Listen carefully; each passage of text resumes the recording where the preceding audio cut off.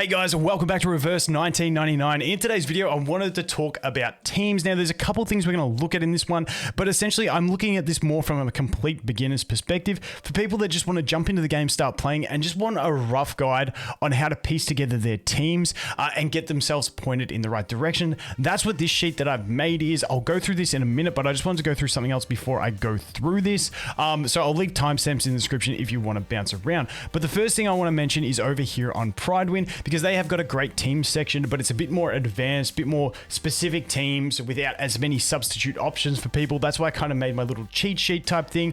But this game, teams are all about synergies.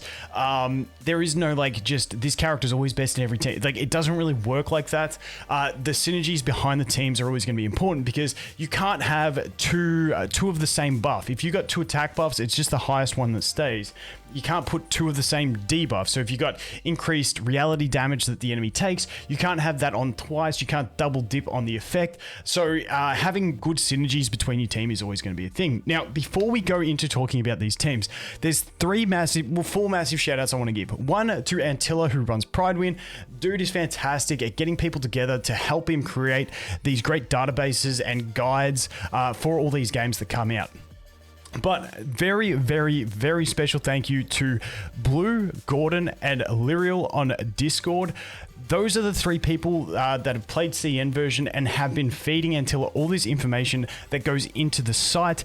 I want to give a shout out to the people actually bringing a lot of this knowledge in. And if you disagree with anything, hit us up, let me know, and I'm happy to talk to people and see different opinions. But just know that they're just trying their best to help out the community, and I think they're doing a fantastic job. When we look at Prydwen teams, like I said, you've got some whale teams, you've got some whale teams, you've got some more budget-friendly teams.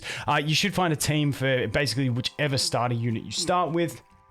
And you can sort of filter down and work through the different teams. Now, just note with things like Eternity, we have a solo team, quote unquote solo, where you run with less units so that Eternity can basically get more cards, so she can ult more often, so that she can keep herself sustained. She's a very unique unit in that sense. We have the Pawn Shop build, which is basically a build that anyone in the game should be able to build because we get her for free, and she is a 3-star. So you should be pretty safe to go ahead and build some of these teams. But obviously, I don't recommend going all in on some of these units because I feel like you'll replace them really quickly. But at the end of the day, it's a casual game. Build whoever the hell you want, and you'll be pretty set to go. But then we even go into like the Door teams, where Door ults and gives Moxie to his allies, and you're basically just boosting allies with big ultimates so you can get them there, and then you can just deal massive damage. There's all these unique teams, so if you want to read into it, you can jump over here to Prydwen and read in a bit more. Then we have the CN server team, so if you want to look to future metas that are happening on the CN server, you can have a look at what you might want to pull. For instance, me, like I want to go the Changeling meta with the poison explosions, but I'm always also going to pull on Pickles, because who doesn't want a cute-ass border collie as a character in a game? It's the breed my dog is, and I'm all for it. But anyway, let's jump into my other thing. So that is the Prydwen site. I'll leave these links in the description if you want to go deeper into some stuff like this. But like I said, with this one that I've made over here, my idea is to have, for people that don't want to go in and do all the reading before they start playing the game, they're just like, listen, this is what I've pulled for my beginning pulls. What kind of team can I make? This is what this is. Now, like I said at the start, synergies are always a thing. For instance, when we look at someone like Charlie over here, Charlie self-buffs. So overlapping the buffs that Charlie gets with another buffing unit is not going to be optimal. So instead of running a Charlie with Sonetto, you kind of really want the Baby Blue to be pairing with your Charlie to get that maximum efficiency. Luckily, they are both 5-stars, and 5-stars do have that 8.5% drop rate, so maybe you can piece that together. But just keep that in mind. There is going to be nuances to this, but basically I've split them into the reality DPS units and the mental DPS units. Then I've gone, the one reality support is Beacon Bloom. Now, Beacon Bloom is a really good reality support because she increases the damage that enemies take from reality attacks.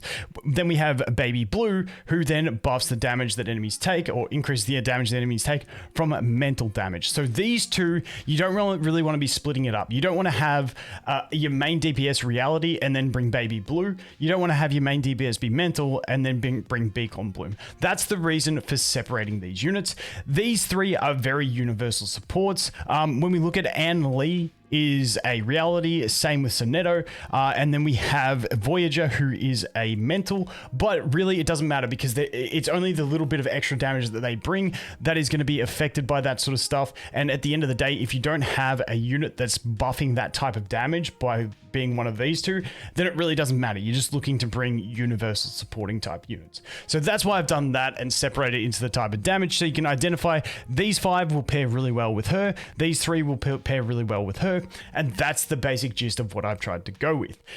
Now, when we look at the healers, now I've separated them into reality and mental as well, but I've written that they are all universal because they can all be used in any team. It doesn't really matter.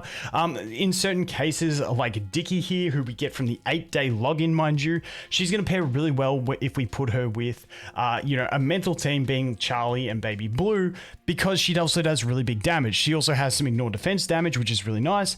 But in general, she's going to pair well with those damage increases because she's going to deal damage as well. So we got different things like that, but in general, you don't have to stress about it. You can look to the healers. The 2 ideal healers just for general splash ability, if you're looking for just like a general sustain unit, would be Balloon Party and Medicine Pocket. These 2 are fantastic. Balloon Party's a 5-star, Medicine Pocket's a 6-star, but they're both really, really solid.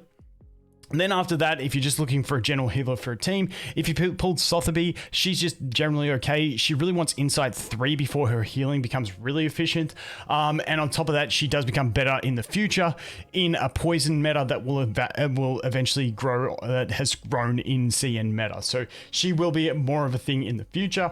And then, like I said, we got Dickie, who is a free unit. Now, if you don't have any of these units and you do have Tenet, she's a shielding unit, so you kind of got to pair her with something like Sonetto to get the control so that you can shield and control your way to not dying. She doesn't have any heals, but she also does have a really big defense shred, which is really nice as well.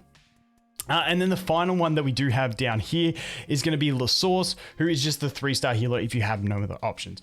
So the basic reason I put this together is, once again, there is nuances, so this is never going to be perfect, but you can basically look at what units you've got and you can piece together a team. So you go, okay, I pulled the reality DPS.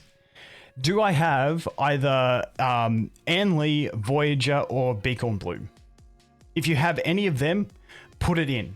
If you have all of them, choose which one you like more. You're pretty much safe. Doesn't matter which reality DPS, you can just bring one of these guys with. Now, like I said, Eagle, I don't recommend using. That's just if you have no other options. But based on the starter banner, we got Eternity, we got Liriell, and we've also got Regulus, so you should be able to build the team anyway. But just pick your support. Then after that, pick your healer. Do you have Balloon Party or do you have Medicine Pocket? No?